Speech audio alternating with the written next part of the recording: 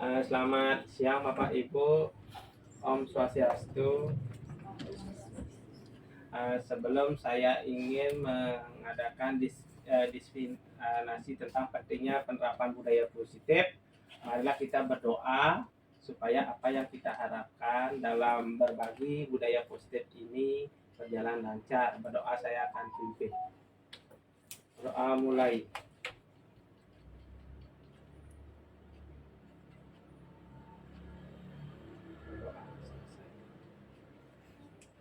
Pentingnya penerapan budaya positif bagi murid. Nah, saya di sini sebagai memaparkan pentingnya budaya positif di SD Negeri 3 Renon. Salam sejahtera, Om Swastiastu. Assalamualaikum warahmatullahi wabarakatuh. Salam sejahtera, nama budaya, salam kebajikan, rahayu untuk kita semua dalam ruang virtual ini. Nah, tujuan pembelajaran pada hari ini guru dapat menghayati pentingnya budaya positif dan penerapan untuk mempertebal karakter murid dalam mewujudkan pembelajaran profil pelajar Pancasila. Artinya yang membagi budaya positif ini supaya murid itu mewujudkan karakter profil pelajar Pancasila. Itu tujuannya. Nah, agendanya yang pertama adalah pembukaan sudah, yaitu presentasi konsep, tanda jawab, dan refleksi. Nah, presentasi saya lanjutkan. Nah, eksplorasi konsep, disiplin yang pertama itu adalah disiplin positif dan nilai-nilai kebajikan universal. Yang selanjutnya, teori motivasi, hukuman, penghargaan, restitusi. Yang selanjutnya adalah keyakinan kelas, yaitu kebutuhan dasar manusia di dunia berkualitas, restitusi 5 kontrol, dan restitusi segitiga restitusi. Perubahan pembelajaran, paradigma pembelajaran dalam kegiatan kepalkan tangan. Artinya di sini, artinya jika kita punya yang bacakan dalam teman ada melakukan kegiatan, coba buka tangan A. Tugas Anda adalah mengepalkan salah satu tangan Anda. Coba Anda bayangkan bahwa Anda menyimpan sesuatu yang sangat berharga di dalam kepalan tangan Anda. Anda perlu menjaga benda tersebut sekuat tenaga Anda karena begitu pentingnya untuk kehidupan Anda. Tugas B, rekan Anda adalah mencoba dengan segala cara untuk membuka kepalan tangan Anda. Teman Anda B boleh membujuk, menghardik, mengintimidasi, memarahi, menggoda, bahkan menawari Anda agar Anda bersedia membuka kepalan tangan Anda. Apa yang terjadi? Maksudnya di sini ya, ini yang paparkan jika Anda mempunyai tangan Anda misalnya tidak dibuka, biar gimana pun tangan Anda, biar dikasih apapun di Anda, itu pupuk pada pendapat Anda tidak mau membuka meskipun dikasih. Jadi kita dituntut sebagai seorang pendidik itu betul-betul lah jujur, artinya disiplin tanpa ada godaan, tanpa ada paksaan, dan tanpa ada istilahnya sogokan gitu istilahnya. Itu artinya kepalan tangan jika kita sudah komitmen. Itu identik dengan kepalan tangan. Misalnya Bapak Ibu biar gimana pun membukanya, kalau kita tidak mau membuka gimana? Kan gitu nggih. Misalnya kita yang membuat celah, misalnya kalau kita sudah komitmen tidak mau korupsi ya tidak mungkin, kan gimana? Itu intinya nggih. Itu artinya dalam perubahan belajar. Nah, perubahan paradigma teori kontrol, ilustrasi kontrol. Yang pertama menurut William Glasser, yaitu yang pertama ilustrasi guru kontrol murid, ilustrasi bahwa kritik membuat orang merasa bersalah untuk menguatkan karakter. Ilustrasi semua menguatkan positif, karakter bermanfaat. Ilustrasi orang dewasa memiliki untuk memaksa. Nah, ini ada perubahan paradigma teori kontrol bisa kita mengontrol sekarang. Stimulus respon, ada teori kontrol. Nah, di sini kita mencoba mengubah agar orang itu berpandangan sama dengan kita. Itu termasuk stimulus. Nah, teori kontrol kita berusaha untuk memahami pandangan orang lain tentang dunia lebih luas. Yaitu perilaku untuk dilihat sebagai sesuatu kesalahan. Semua perilaku memiliki tujuan. Orang lain bisa mengontrol saya, hanya Anda yang bisa mengontrol diri Anda. Ini perbedaannya. Saya bisa mengontrol orang lain, Anda tidak bisa mengontrol orang lain. Memaksa Anda pada saat berbujukan gagal.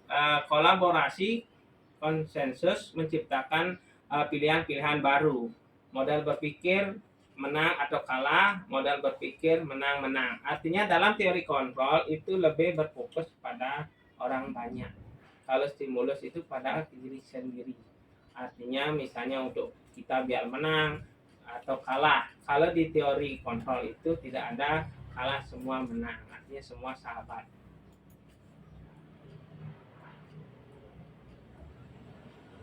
Disiplin positif, nilai-nilai kebajikan universal. Di mana ada kemerdekaan, di situ harus ada disiplin. Sesungguhnya disiplin bersifat self disiplin, yaitu kita sendiri yang mewajibkan untuk sekeras-kerasnya, tetapi itu sama saja jika kita tidak cukup melakukan self disiplin, wajib penguasaan lain, disiplin diri kita, dan peraturan-peraturan yang harus ada dalam sesuatu yang merdeka. Itu menurut Ki Hajar Dewantara. Ya, ini adalah contoh ya penerapan nilai-nilai kebajikan, yaitu ada kita berbagi, yaitu menyapu, yaitu kebudayaan, yaitu kebersamaan. Itu dari penerapan nilai-nilai kebajikan siswa kelas 6.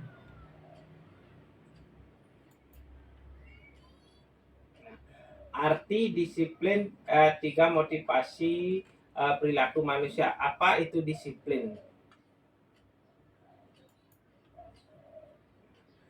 Merdeka, menurut Ki Hajar Dewantara, merdeka itu adalah hanya lepas dari perintah, akan tetapi juga cakap membuat perintah diri sendiri. Itulah arti merdeka menurut Ki Hajar Dewantara.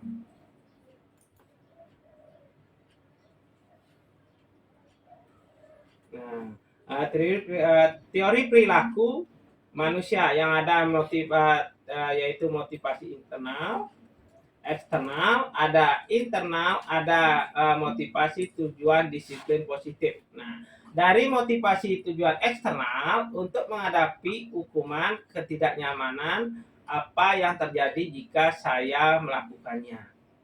Yaitu eksternal, internal, tadi eksternal, sekarang internal, untuk mendapatkan imbalan, hadiah, penghargaan yang lain, apa yang saya dapatkan. Yang ketiga ada internal, tujuan disiplin, untuk penghargaan diri, saya akan menjadi orang seperti apa yang kita lakukan. Nah, dalam teori motivasi perilaku di sini, jadi manusia itu yang pertama ada yang menghindari, artinya hukuman, supaya terhindar dari hukuman, itu dari eksternalnya. Ada yang terjadi jika itu mendapat imbalan atau hadiah. Kalau tidak dapat hadiah, mungkin tidak dia bekerja gitu. Itu ada yang juga mendapat untuk diri sendiri atau seperti apa yang kita lakukan.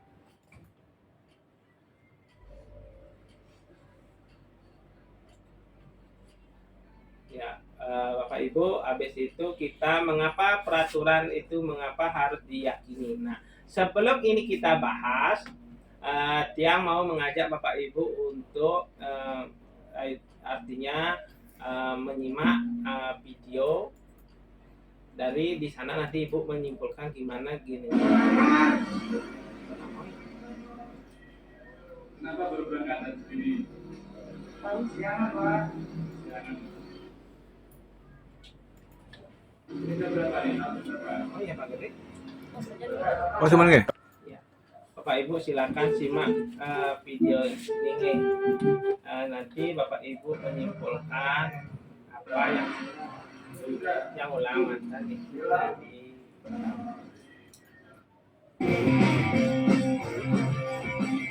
ini adalah perilaku anak-anak yang kurang disiplin.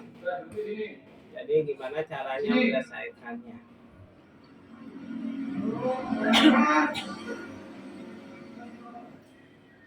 Kenapa belum berangkat dari sini? Siangan, Pak. Siangan. Ini jam berapa nih? Jam berapa? Sudah. Dulu. Dulu.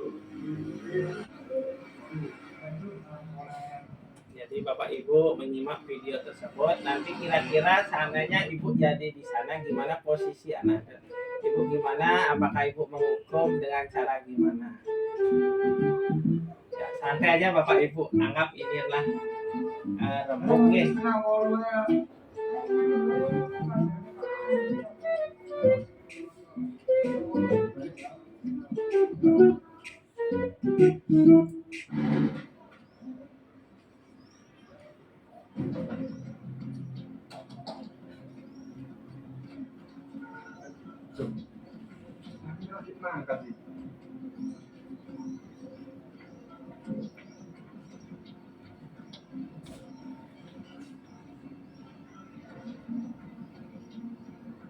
Assalamualaikum. Ini Pak, wonten tiang kali telat angkat ini.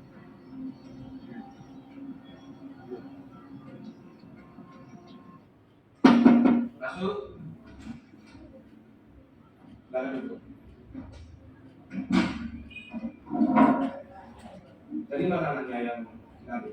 Kalau saya masih nongkrong. Enggak. Kenapa ini?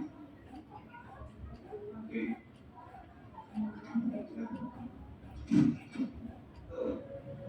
Tolong kalian ke ruangan saya. Sekarang. Satu.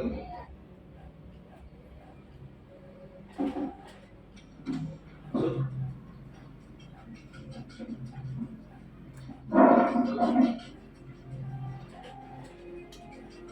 Tadi kalian mana? Ngapain? Jam berapa? Kalian tahu? Ini jam pelajaran. Mahasiswa dilarang di kantin. Ingat, jangan diulangi lagi. Kali ini saya ampuni kalian. Lain kali, nah, bisa. Oke? Yaudah, balik kelas.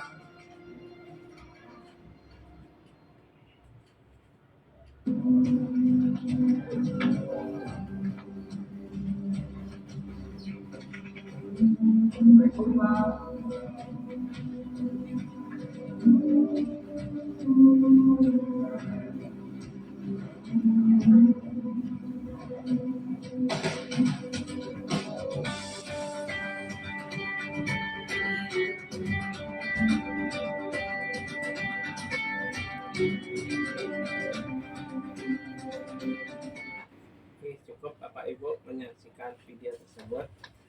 Yang Manajer Bos akan jelaskan, habis itu baru Bapak Ibu menyimpulkan dari video tersebut.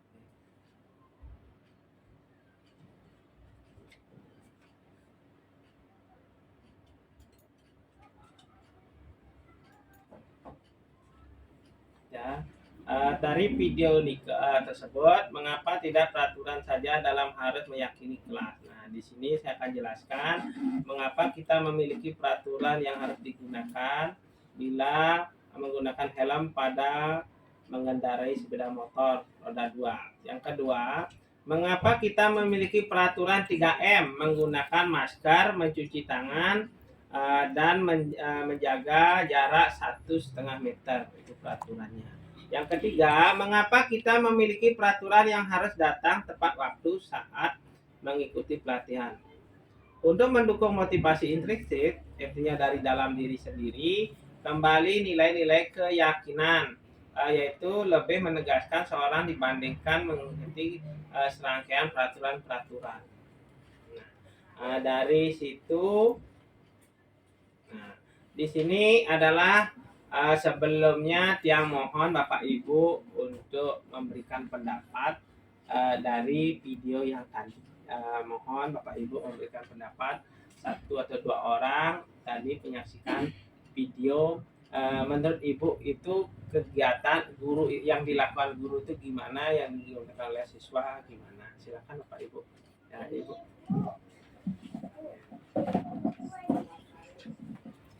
Ya, silakan Bu Dewi. Yang penting ngomong. Baik, terima kasih waktunya Bapak dan teman-teman. Menurut saya yang dilakukan oleh guru BK tadi sudah benar. Menelpon muridnya kemudian mengarahkan untuk mengikuti pembelajaran sesuai dengan mata pelajaran yang diperoleh. Kemudian tadi tidak dilanjutkan videonya, mungkin nanti di guru yang ada di kelas. Kalau misalnya saya guru di kelas, saya akan menasihati murid tersebut dulu, baru saya persilakan untuk duduk seperti ini, Kak. Mungkin di sana kurang dari video tadi. Baik, terima kasih Bapak. Ya, semua Bu Dewi. Ada yang berpendapat mengenai video tersebut? Bu Yani coba.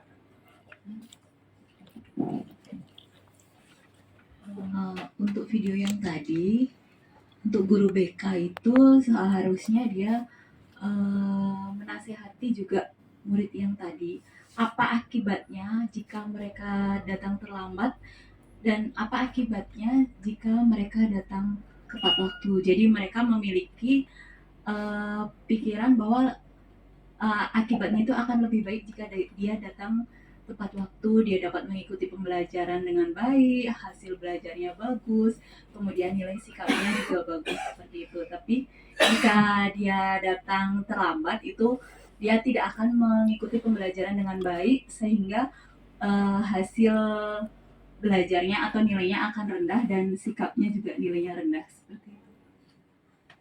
Terima kasih Ibu. Ini untuk pendapat dari Ibu Guru. Yang selanjutnya, terima kasih atas pendapatnya. Kembali ke materi, yaitu tentang budaya positif. Lingkungan positif itu ada lingkungan positif, keyakinan kelas, ada peraturan kelas. Nah, di situ kita akan bahas lingkungan positif itu gimana, keyakinan kelas itu gimana, peraturan kelas itu gimana. Peraturan adalah yang termasuk peraturan selalu kembalikan buku ke tempatnya. Itu termasuk peraturan. Dilarang mengganggu orang lain. Hadir di sekolah 15 menit sebelum dimulai, itu termasuk peraturan. Dilarang melakukan kekerasan, itu termasuk peraturan. Dilarang menggunakan narkoba, yaitu bergantian atau menunggu giliran. Gunakan masker, jangan berlari di kelas atau koridor. Artinya di sini termasuk peraturan. Yaitu yang selanjutnya yang termasuk keyakinan kelas, yaitu kita ganti selalu kembalikan waktu ke tempatnya, artinya tanggung jawab, itu termasuk keyakinan kelas. Dilarang mengganggu orang lain, menghormati orang lain dalam diri sendiri, itu keyakinan kelas. Yaitu hadir 15 menit sebelum pembelajaran dimulai, menghormati orang lain, komitmen pada tujuan, berkomitmen. Dilarang melakukan kekerasan, keselamatan, menghormati orang lain. Yaitu dilarang menggunakan narkoba, artinya keyakinan kelas itu kesehatan. Yaitu bergantian atau menunggu giliran, menghormati orang lain, dan kesadaran. Gunakan masker, kesehatan atau keselamatan, jangan berlari atau koridor atau keselamatan keamanan. Yaitu jadi keyakinan kelas ini keyakinan yang dibuat oleh kesepakatan kita sendiri. Itu kalau peraturan itu aturan yang misalnya aturan sekolah, tapi di kelas itu ada keyakinan yang kita sepakati.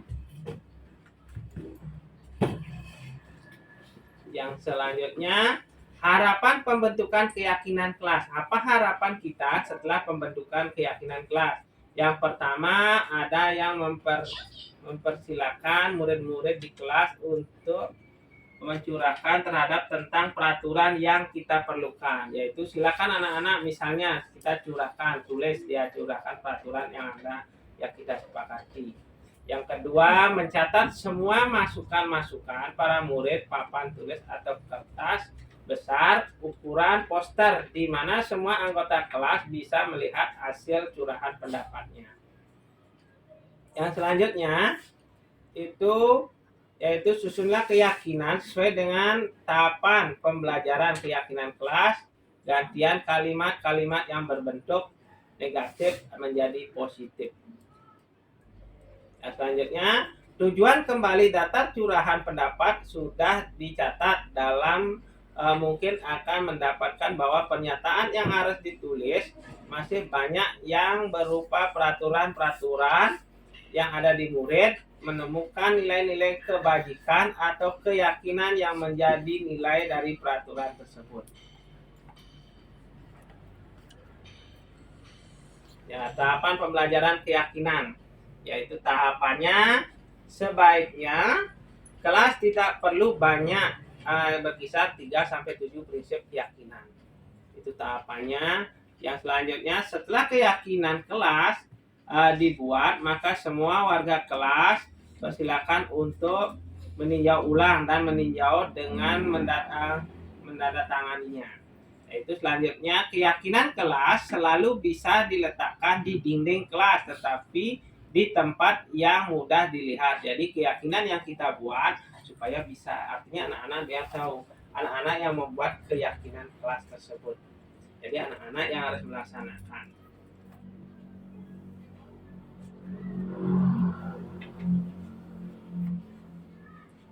Ini adalah sebuah kasus, yaitu kasus yang ada kegiatannya murid itu mengadakan pelanggaran. Mohon disimak nih.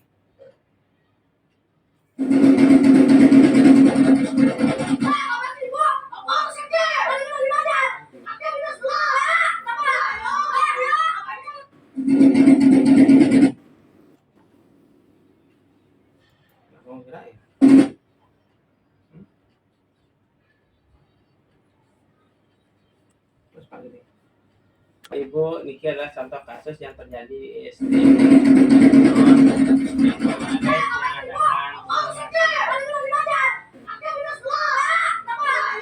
itu artinya adalah anak ini sedang melakukan keributan.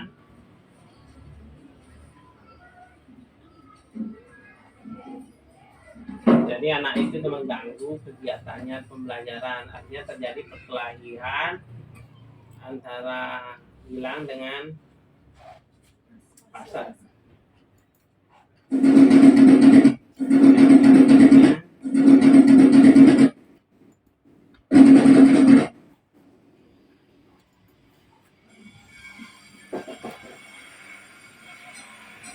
Bapak Ibu yang menggunakan yaitu pemahaman segitiga restitusi.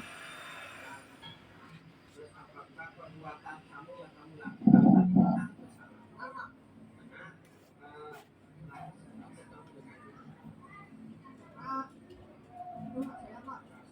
Iya benar, menurut kamu itu benar sekali ya. Jadi setiap orang itu pernah pasti melakukan kesalahan. Tidak ada orang yang sempurna ya. Tidak ada yang sempurna. Jadi Pasar ini mengaku perlakuannya dia berbuat seperti itu benar dia pendapatnya. Karena kamu ingin jadi ketua kelompok dan ingin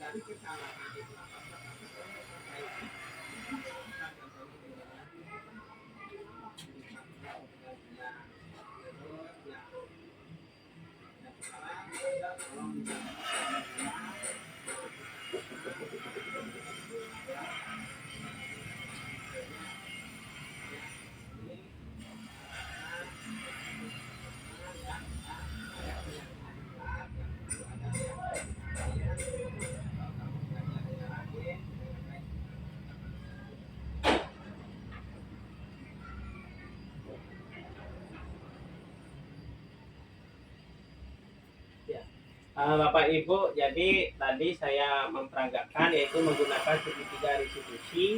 Jadi murid itu yang tidak langsung memvonis anak itu biar bersalah. Artinya anak-anak mengakui dirinya sendiri dari keyakinannya, dari kesalahannya sendiri, dia mengakui dan dia tahu juga keyakinan kelasnya itu apa. Artinya dia pertama setelah anak-anak itu melakukan kesalahannya, nah itu tahu tentang keyakinan kelas dan dia mau berubah. Artinya setelah itu kita akan tahu anak itu mau berubah dari dirinya sendiri. Dari keyakinan kelas yaitu ada 3, yaitu pelanggaran, yaitu hukuman, sanksi atau konsekuensi, dan restitusi.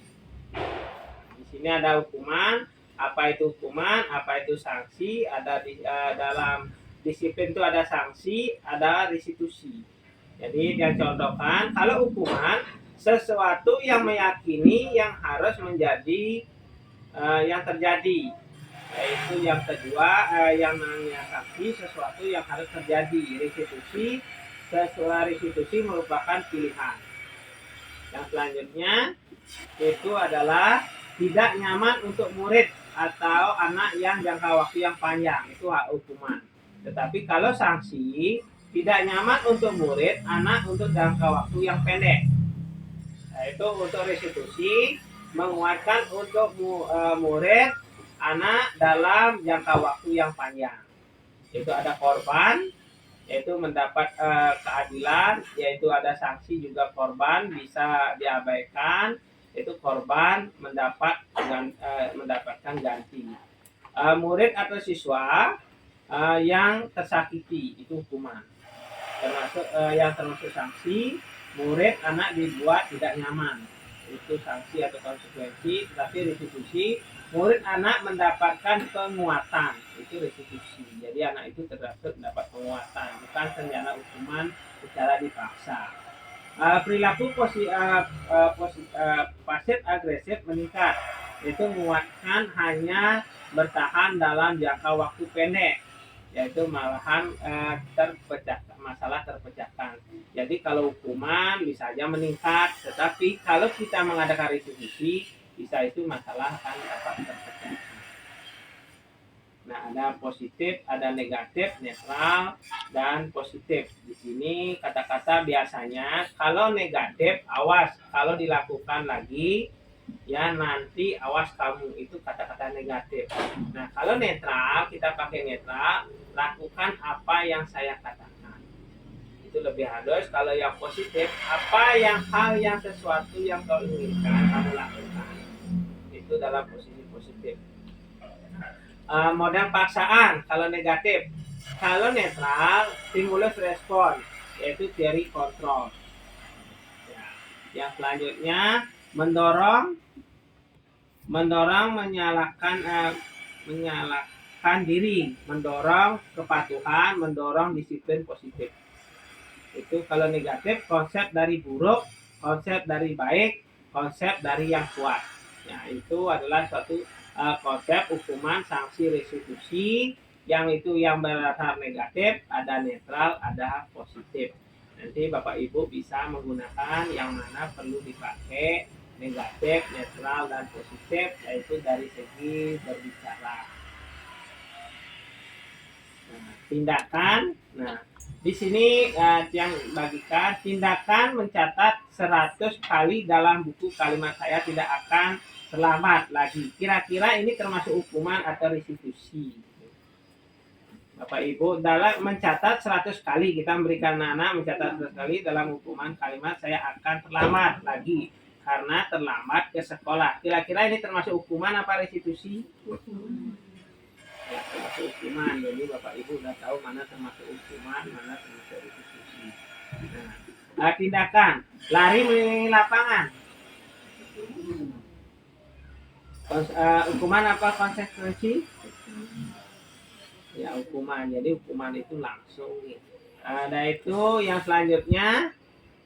Ya, membersihkan tempat air di meja tulis karena bersenggolan pada saat belajar.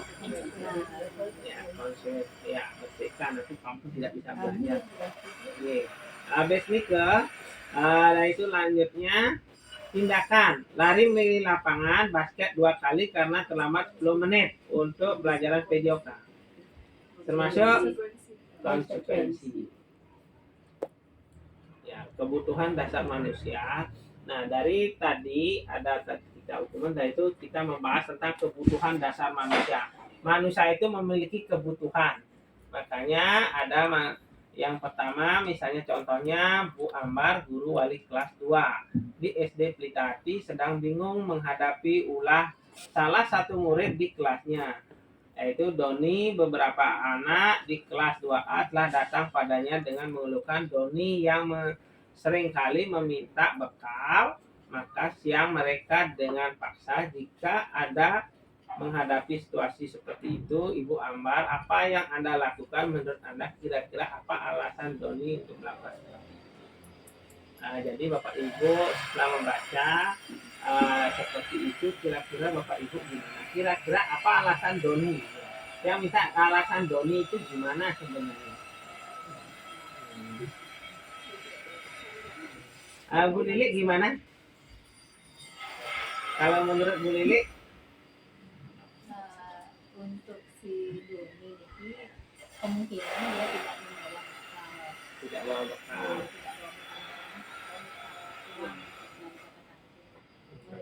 Itu kan menurut terus kira-kira menurut Bu Tiani gimana, Bu? Menurut saya juga seperti itu Pak. Kemungkinan besar Doni itu tidak membawa makanan, makanya dia minta makanan ke kemari. Ya mungkin aja ya. Nah inilah kebutuhan manusia. Jadi kebutuhan manusia itu ada 5 yang kita bahas sekarang. Ada kebutuhan belonging, ada power, ada fun, ada breakdown. Yaitu bertahan hidup, yaitu cinta kasih atau sayang, yaitu kekuasaan atau power, kebebasan, dan kesenangan. Itu kebutuhan manusia yang harus terpenuhi. Makanya wajar manusia itu ingin dia disayang, ingin kebebasan, ingin cinta kasih, dan yang paling penting adalah ingin bertahan hidup. Jadi bisa aja karena ingin bertahan hidup kan bisa meminta dia misalnya. Ya. 5 kebutuhan dasar manusia. Kebutuhan manusia yang pertama adalah kebutuhan psikologi untuk dapat bertahan hidup. Ya, itu paling utama. Cinta kasih, kasih sayang. Semua kebutuhan harus diterima. Penguasaan kebutuhan, yaitu penguasaan dan kemampuan. Kebebasan atau kebutuhan pilihan. Jadi manusia itu perlu bebas. Karena anak-anak kadang-kadang kita dikekang, dia merontak. Artinya kebutuhan manusia itu perlu kebebasan. Kita pun guru-guru perlu kebebasan juga. Itu ada kesenangan, kebutuhan yang merasa senang. Jadi di dalam anak-anak itu harus perlu ada kesenangan. Jadi kebutuhan kita sebagai pendidik adalah harus memahami tentang 5 kebutuhan dasar manusia. Jadi wajar manusia itu pilih ini pilih itu karena dari kebutuhan sudah tercantum dalam kebutuhan dasar manusia. Nah, 5 posisi kontrol yang kita harus jaga, yaitu yang pertama yaitu hukuman, yaitu yang kedua yaitu membuat orang merasa bersalah, yaitu teman, pemantau, dan manajer. Dari posisi kontrol ini ada 1 hukuman membuat orang merasa bersalah, teman, pemantau, dan manajer. Nah, hukuman, penghukum atau hukuman, patuhi aturan atau kata-katanya awas kalau kau salah, selalu pasti dengan yang terakhir selesai. Guru seperti ini senantiasa hanya ada pada agar pembelajaran bisa berjalan dengan cara ini. Ya, ini kebiasaan mungkin dulu kita dengan anak-anak hukuman. Jika anak melanggar, silakan suruh nyuci kamar mandi, suruh berdiri tiang bendera, itu termasuk hukuman. Nah, pembuatan orang bersalah. Ibu sangat kecewa sekali dengan kamu. Berapa kali harus memberitahu kamu ya, gimana coba kalau orang tua kamu tahu buat begini. Jadi kita kembalikan aja itu kepada orang tuanya, artinya bahasanya, jadi dia biar ada perasaan merasa bersalah. Di posisi ini murid akan memilih nilai diri yang buruk tentang diri mereka. Murid merasa tidak berharga dan telah mengecewakan orang tua yang disayangnya. Jadi jika anak seperti itu kembalikan, misalnya kasihan orang tuanya sudah membiayai sekolah, kamu seperti ini, artinya biar ada perasaan dia bersalah kepada orang yang disayangi. Yang selanjutnya ada posisi kontrol sebagai teman. Kadang-kadang kita guru juga harus memposisikan sebagai teman. Ayo bantulah demi Bapak ya. Ayo kita tidak bantuan Bapak selama ini ya sudah. Ini tidak apa-apa, nanti Ibu bantu bereskan.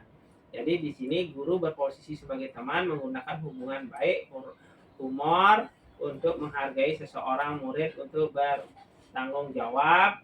Guru tersebut hanya untuk bertindak untuk guru tertentu dan tidak untuk guru lainnya.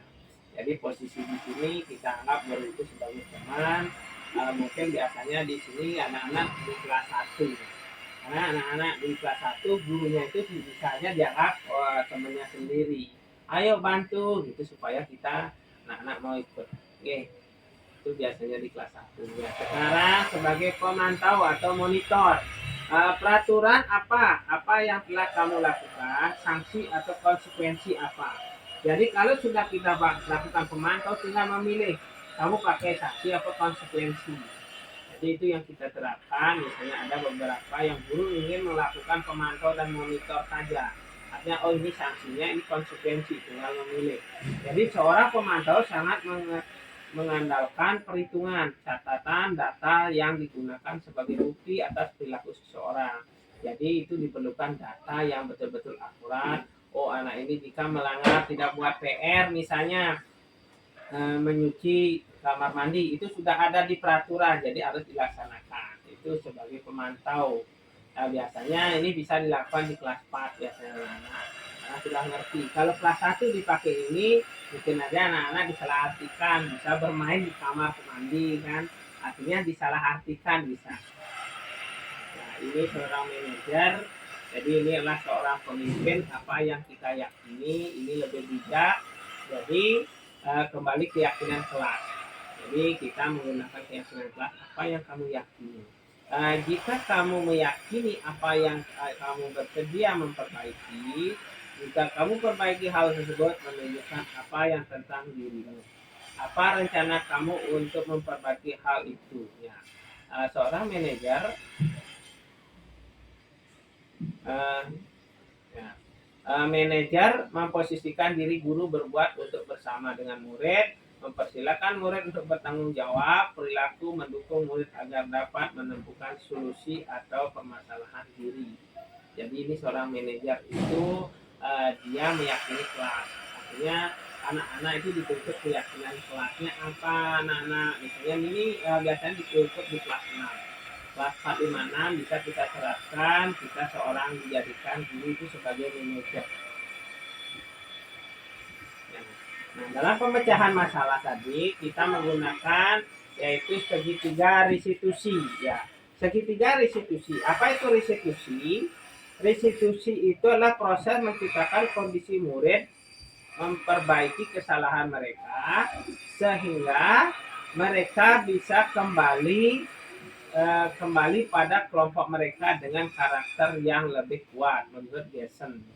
Jadi segitiga restitusi itu ada validasi tindakan yang salah, yang selanjutnya ada menstabilkan identitas, yang terakhir itu adalah menanyakan keyakinan. Ini kita pakai dalam memecahkan masalah yaitu menggunakan segitiga restitusi. Langkah-langkahnya yang pertama adalah menstabilkan identitas, yaitu kita semua akan melakukan hal yang baik yang kita bisa lakukan. Itu teori kontrolnya, yaitu validasi data, validasi tindakan yang salah. Semua perilaku itu ada alasan. Jadi anak kita alasannya apa? Perilakunya tadi apa alasanmu dia berbuat? Otomatis anak itu mungkin kenapa dia berbuat seperti itu. Kita tanyakan alasannya kenapa, dia paparkan dulu. Setelah itu menanyakan keyakinan. Nah, sebelumnya kita sudah ada keyakinan kelas. Kembalikan keyakinan kelasnya. Kalau anak-anak tersebut merasa kurang sesuai dengan keyakinan kelas, dia mau merubah. Nah, itu untuk tahapan segitiga restitusi. Ciri-ciri restitusi yang pertama adalah bukan untuk menembus kesalahan, namun untuk belajar dari kesalahan. Jadi anak-anak itu dituntut untuk belajar dari kesalahannya dia. Bukan anak menebus dosa, itu tidak. Artinya menumbuhkan tahu, belajar dari kesalahan saya yang pernah saya perbuat. Yang selanjutnya adalah memperbaiki hubungan, artinya dengan temannya, supaya tidak ada dendam. Yang selanjutnya yaitu tawaran atau bukan paksaan. Restitusi menuntut untuk kelihatan ke dalam diri. Restitusi mencari kebutuhan dasar untuk mendasari tindakan, yaitu restitusi fokus pada karakter bukan tindakan, restitusi fokus pada solusi, restitusi mengembalikan murid untuk berbuat pada dalam kelompok. Nah, ini contoh kegiatan restitusi ini, yaitu kita mengembalikan kegiatan restitusi menjadi guru memahami kebutuhan untuk cinta kasih dalam mendapat dari keluarga. Kita merefleksi sebentar, artinya yang minta Bapak Ibu dari penjelasan saya tadi, yang mohon beberapa guru untuk merefleksikan dari penjelasan yang tiang paparkan. Mungkin banyak ada kekurangan, mungkin ada mohon ditambahkan. Artinya kita berbagi sebentar di sini dalam beberapa menit, kira-kira waktunya lagi 5 menit. Yang untuk materi yang paling menarik dalam ini apa, hal apa yang mengubah paradigma yang saya akan dapatkan, saya akan menjadi pendidik seperti apa ya. Yang minta siapa mau materi yang pertama, siapa Bu Ibu?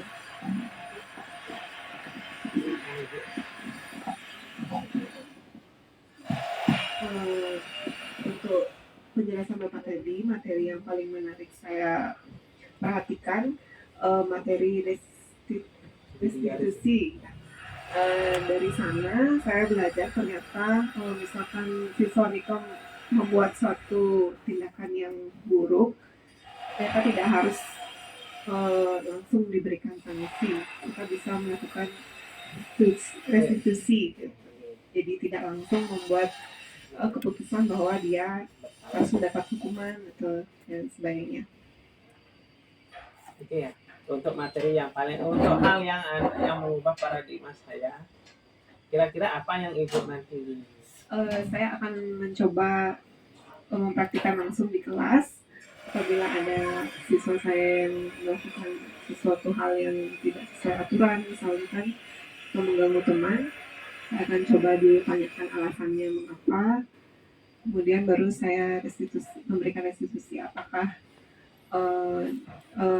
harus diberikan hukuman yang jangka panjang atau hanya yang jangka pendek, seperti itu. Silakan terjadi saja Bu ya. Semua ada penjelasan dari Bu Widya. Silakan Ibu yang mau sekarang yang merefleksinya. Coba Bu Ana.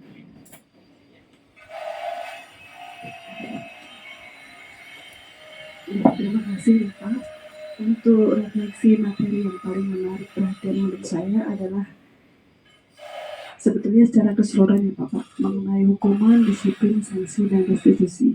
Di situ saya belajar banyak mengenai sifat dan karakter anak. Artinya kita sebagai guru tidak bisa langsung melabeli anak itu sebagai anak yang nakal atau anak pembuat onar. Kemudian untuk hal baru yang mengubah paradigma saya, yang saya dapatkan adalah kita sebagai guru harus bisa menggali lagi mengapa penyebab dari masing-masing peserta didik kita mengapa bisa sampai melakukan tindakan tersebut. Itu misalnya seperti tadi dicontoh dalam video, ada anak yang tiba-tiba pukul-pukul meja, kemudian ditegur. Nah, kita harus menggali dulu tanpa melabeli bahwa anak ini sudah melakukan kesalahan, seperti itu. Kemudian, saya akan menjadi pendidik yang seperti apakah setelah mengikuti sesi ini. Mungkin saya akan, mungkin sama dengan Bu Widya tadi ya, yaitu lebih memahami dan menggali lagi tentang restitusi ini. Sebelum memberikan memberikan sanksi atau reward kepada murid-murid begitu. Terima kasih. Ada Ibu mau menambahkan lagi? Bapak Ibu. Ya, coba Ibu.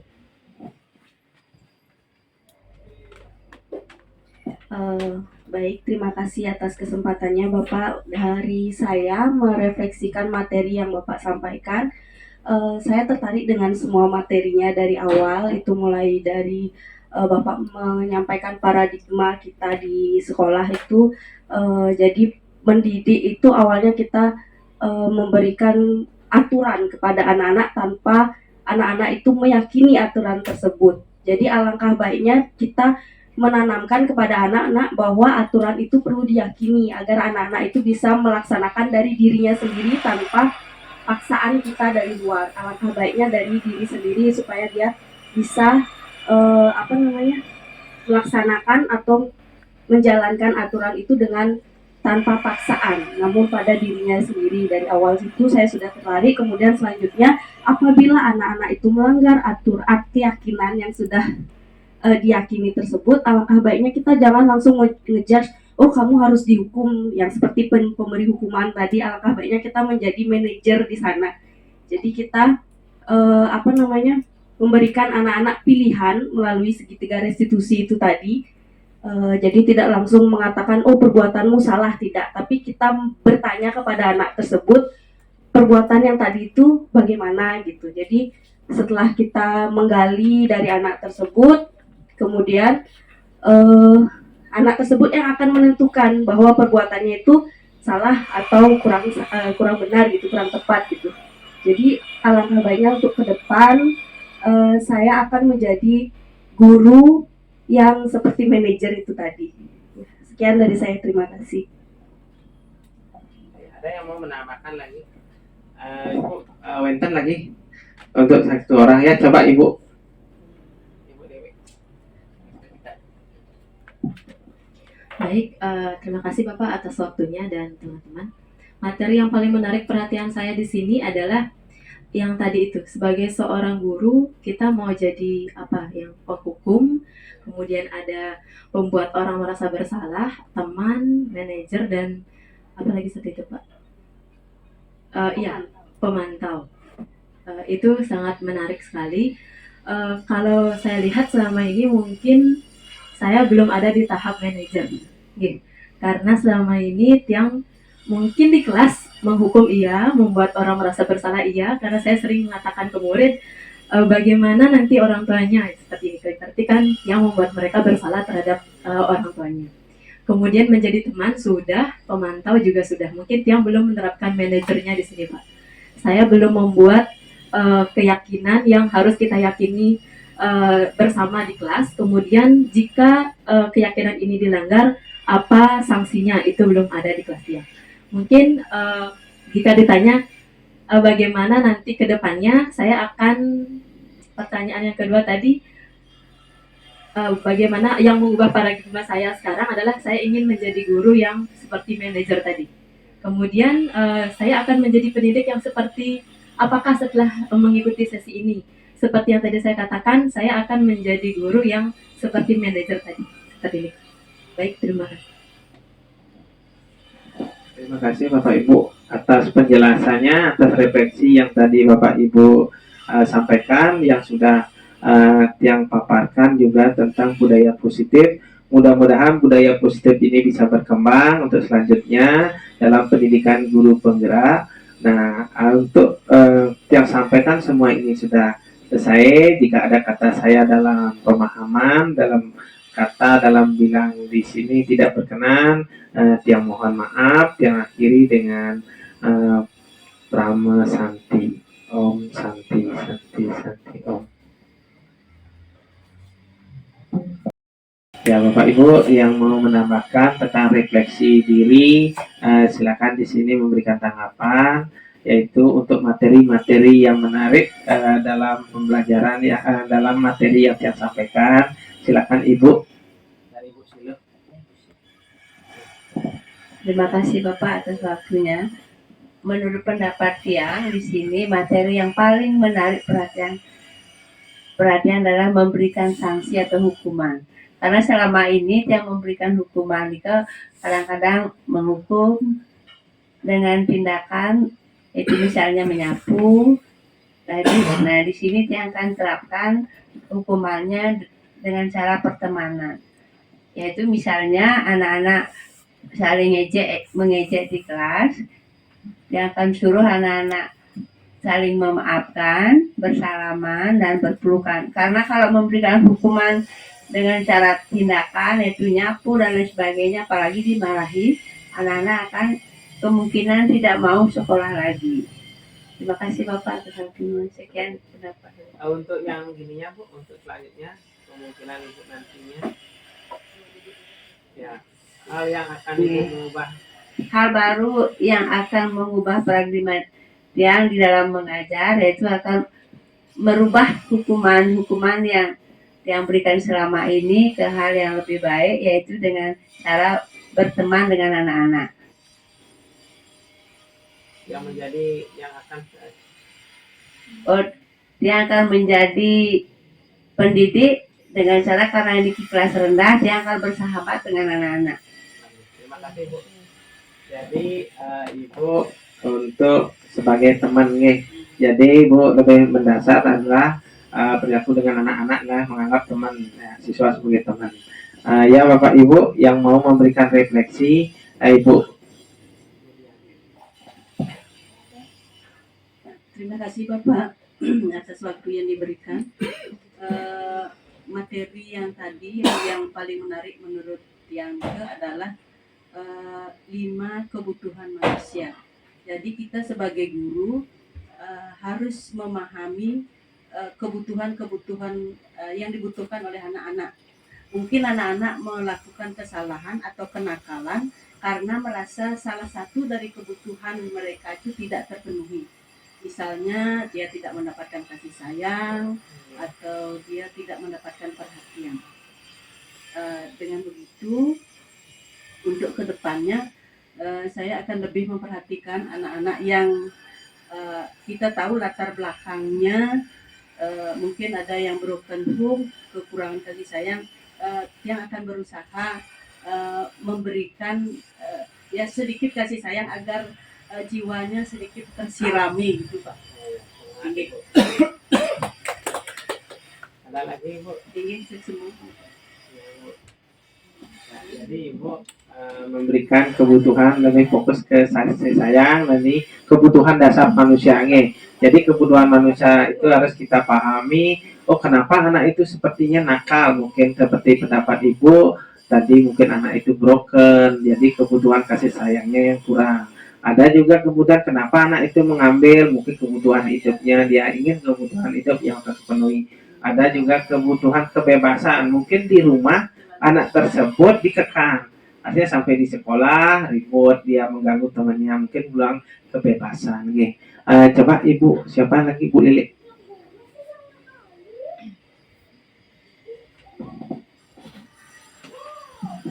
Ya, terima kasih Bapak.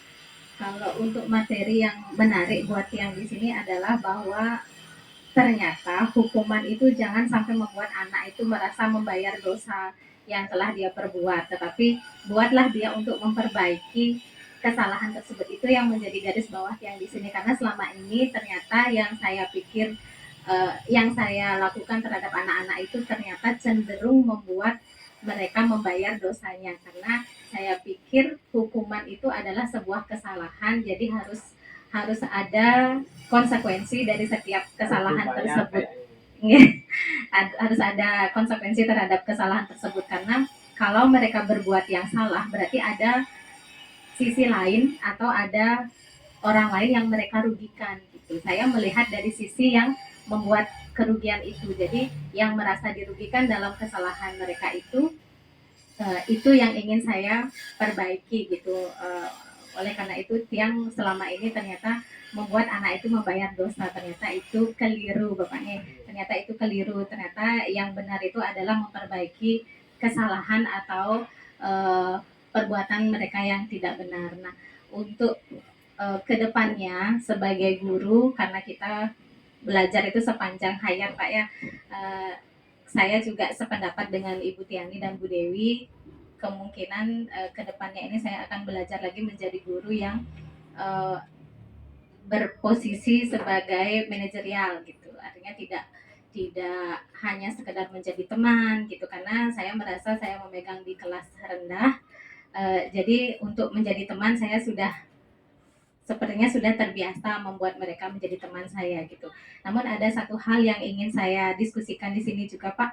Apakah pemberian hukuman, sanksi atau restitusi itu maksud saya bila mana seorang siswa itu bisa diberikan sanksi berupa misalnya hukuman membersihkan WC, atau bila mana seorang anak itu diberikan restitusi, karena menurut saya mereka melakukan kesalahan gitu. Jadi untuk memperbaiki itu apakah memang 100% salah kita kalau kita memberikan hukuman? Kinten. Itu saja yang menarik buat Tiang, dan itu juga menjadi pertanyaan besar bagi Tiang ke depannya. Bila mana nanti saya memberikan hukuman, bila mana memberikan sanksi, restitusi dan lain sebagainya. Terima kasih Bapak. Ada lagi Ibu yang mau memberikan tanggapan?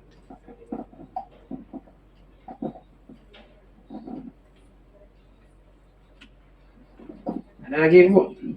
Untuk memberikan hukuman, artinya anak-anak begini Bu ya, Tia coba akan berbagi Bu ya, kita berbagi, anak-anak perlu ada hukuman.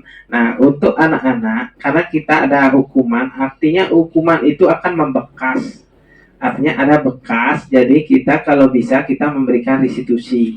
Jadi hukuman itu lebih titik dengan kesalahan, artinya momotnya itu lebih keras, artinya pidana gitu, kayaknya dihukum itu, anak itu dihukum. Jadi kalau bahasanya anak itu diberikan restitusi, jadi kesan bahasanya itu lebih manis, artinya lebih positif. Misalnya anak itu, anak-anak Bapak berikan restitusi karena mungkin kamar mandinya kotor, berbau, mari kita bersihkan bersama-sama. Kalau kita, anak-anak, tergantung bahasanya Ibu.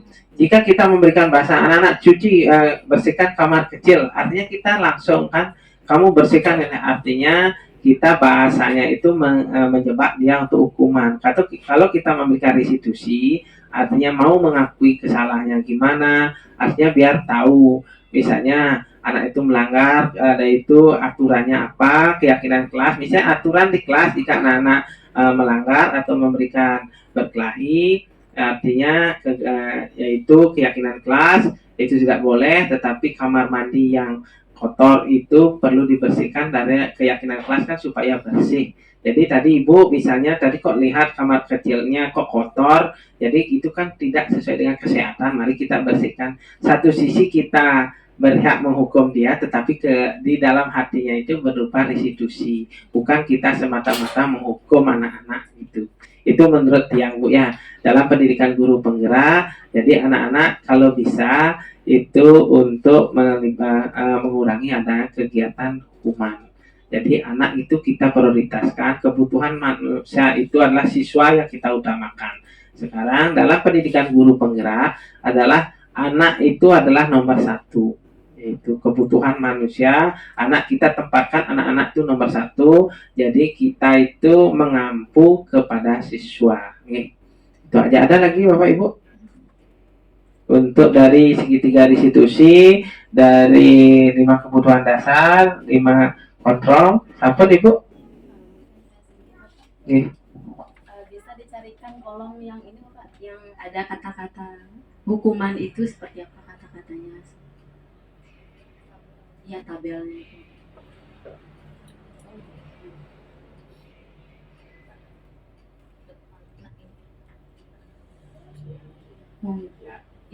Saya sependapat dengan yang Bapak katakan tadi, bahwa hukuman itu konsekuensi dan restitusi sebenarnya harus ada di dalam setiap perlakuan kepada siswa. Hanya saja kita dalam menyampaikannya jangan seperti itu adalah sebuah hukuman, akan menyakitkan siswa, tapi buat kata-kata itu agar seperti pilihan, kamu tuh sudah melakukan ini, apa yang harus kita lakukan, apa yang kita yakini, seperti Bapak tadi bilang, apa yang sudah kita yakini di kelas, bahwa jika kita melakukan ini, seperti ini yang akan terjadi.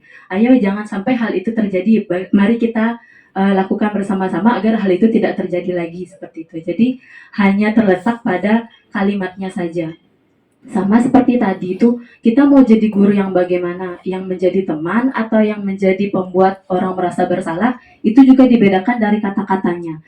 Setelah saya cermati tadi kalimat yang Bapak pakai contoh, saya mengerti, oh ternyata kalimat yang saya lontarkan waktu itu hanya sebagai membuat orang merasa bersalah, tidak memanajerial siswa seperti itu. Tidak membuat saya di sini sebagai manajernya, tapi saya malah di situ menjadi penghukum dan membuat siswa merasa bersalah terhadap dirinya sendiri. Jadi yang membedakan mungkin hanya di kata-kata dan perlakuan kita kepada siswa. Mungkin itu saja Bapak. Terima kasih Ibu. Artinya kita berdasarkan kata-kata artinya hukuman mungkin ada di dalamnya, dan itu kita menggunakan hanya bahasanya yang lebih lembut Ada yang bersifat positif. Artinya kita tetap berbagi, artinya kita budayakan budaya positif Sampun Bapak Ibu, ada yang perlu ditanyakan lagi? Sampun? Cukup sekian dari saya untuk destinasi adalah budaya positif. Mudah-mudahan untuk kedepannya pendidikan lebih maju, terutama dalam dunia pendidikan. Tiang puput untuk Brahma Santi, Om Santi Santi Santi.